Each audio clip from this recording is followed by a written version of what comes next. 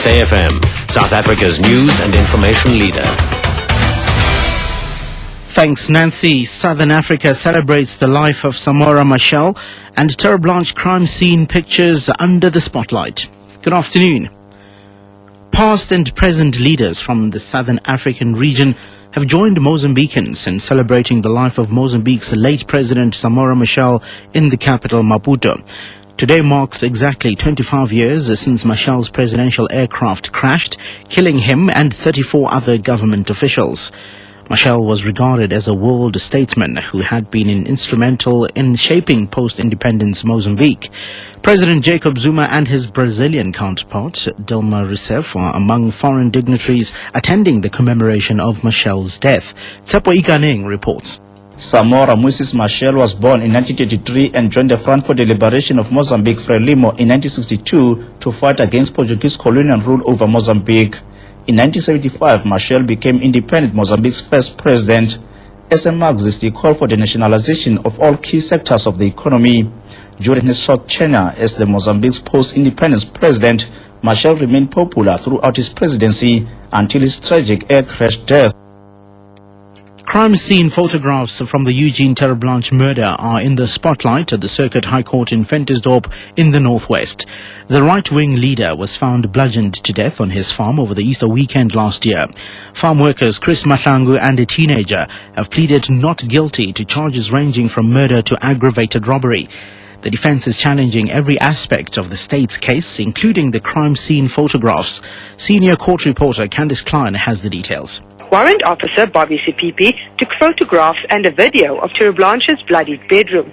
The court first heard about the video when Sipipi's superior, Captain Lowe, testified earlier. Sipipi explained each of his photographs, saying he depicted Terre Blanche's body exactly as he found it on the single bed. He says one of Terre Blanche's legs was off the bed with a panga across his chest. The defense questioned the authenticity of the photographs, forcing the state to prove them as evidence. Candice Klein, SABC News, Ventersdorp. Police management has come under fire in Parliament for the perceived abuse of Section 35, which allows for officials to be dismissed with better benefits. As follows a meeting of the police committee in which it was said that the former Gauteng crime intelligence boss, Joey Mabasa, received more than R1 million as a payout. Weekend newspaper articles reported that 46-year-old Mabasa received R3.5 million and has been bumped up a few years to boost his pension. In the past financial year, 19 SAPS members have been dismissed in accordance with this section. Committee members said applying Section 35 gives management an easy way out to deal with problems in their midst. ANC MP Annelies van Wyk. As a 47-year-old, there are also advantages because now I'm still economically active. I'm getting paid my pension, I'm getting paid a lump sum. And the department is adding years to my service. So it's a simple issue of what are the financial benefits? Why would I as an individual prefer to take a Section 35 rather than having going on pension?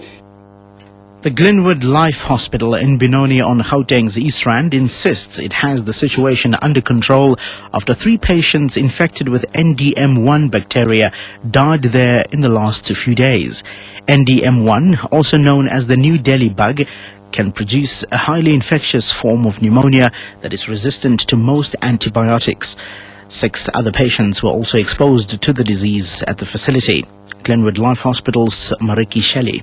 The hospital is working closely with international and local experts in infectious diseases, prevention and control. It's working with the National Health Laboratory Services. Any patient being admitted to ICU or to high care is being tested now. The hospital says while the disease might have contributed to the patient's deaths, they cannot say it was the direct cause. Food Bank South Africa says the country produces enough food to feed the entire population. However, distributing nutritious meals to communities remains skewed. Food Bank South Africa says currently 11 million people don't have food security. Today, the United Nations Food and Agriculture Organization will hold a high-level meeting in Rome on global hunger. Food Bank South Africa's General Manager, Patrick Andries. I think the first thing that the UN and heads of state need to address is that we need a public campaign to re-emphasize, especially to the more privileged communities and multinationals, that hunger is still a problem for many, many people, and our children in South Africa and in the rest of Africa. Our children are meant to be dependent on their parents, on the broader society. Recapping the top story, past and present leaders from the Southern African region have joined Mozambicans in celebrating the life of Mozambique's late President Samora Machel in the capital, Maputo.